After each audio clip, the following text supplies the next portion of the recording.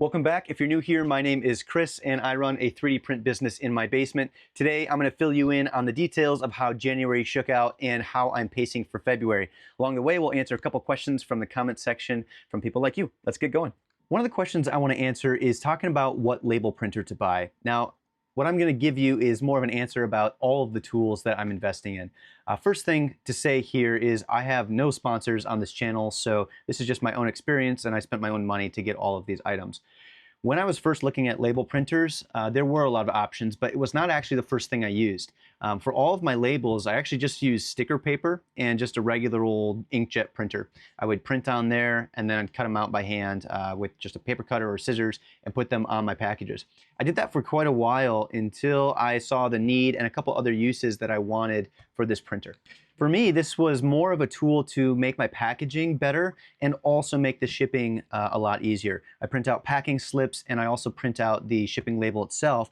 But on top of that, I actually print out some inserts that go on the insides of the boxes to give a little bit of a better customer experience. I wanted to go with something that was name brand, that was reliable, and I could trust in the long run. I've been using this Rollo printer coming up on a year now, and thing works great. Really have no issues with it, does its job. It is on the higher end, and I believe there are some cheaper options on Amazon. I'm not going to recommend an exact printer to you, but I would say do some research, look at the reviews, don't go with the cheapest option, and maybe don't go with the most expensive. The one thing I'll add to this is when you're starting a business and looking to invest in a long-term tool, the purchase looks a little bit different. So if you have a printer that's $100 versus a printer that's $200, at face value, especially from a consumer perspective, that's a huge difference in price.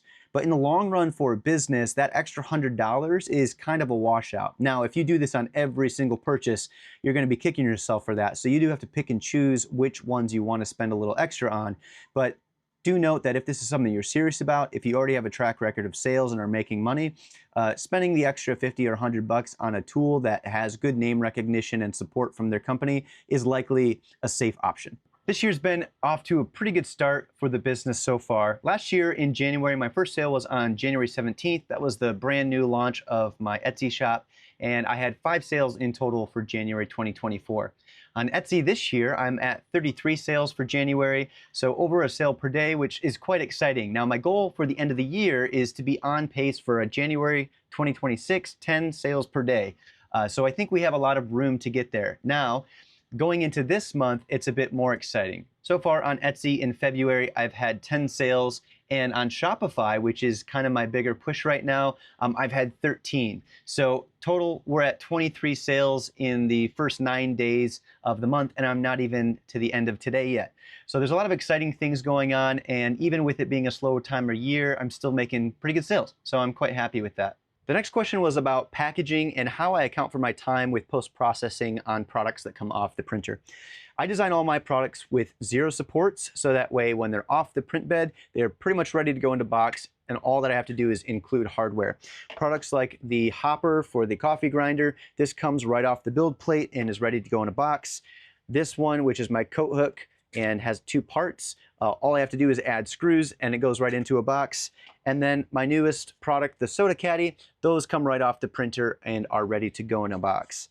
I account for about 6 minutes of time for each order that I packed. That includes all of the time that I have spent on the printer, actually getting the boxes and everything put together with labels and ready to go to the post office. That type of design philosophy does limit what I'm able to make.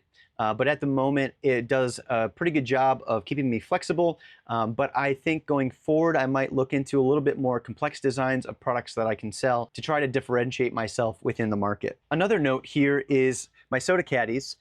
With my pricing chart that I have created, this has to sell at $24.95 for me to be able to make that $10 in profit that I had talked about. Now, unfortunately, I think that's kind of high for this product.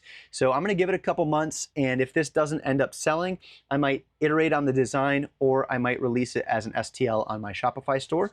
But we'll give it a few months to kind of work itself out and work in the SEO engine on Etsy, and we'll go from there. Those are the updates for today. I've got some other stuff in the works, including an SEO video and some organization and new products that I want to design on camera with you guys. If that's something that you're interested in, make sure to like and subscribe. There'll be more videos up ahead. My plan going forward is to give you guys a video a week because that's what I can fit in my schedule at the moment. And if I can get 2 out, I'll make sure to do that. If you have any questions about my business or business in general, please throw them in the comments below and I'll try to answer those in future Q&A sections. All right, thanks again.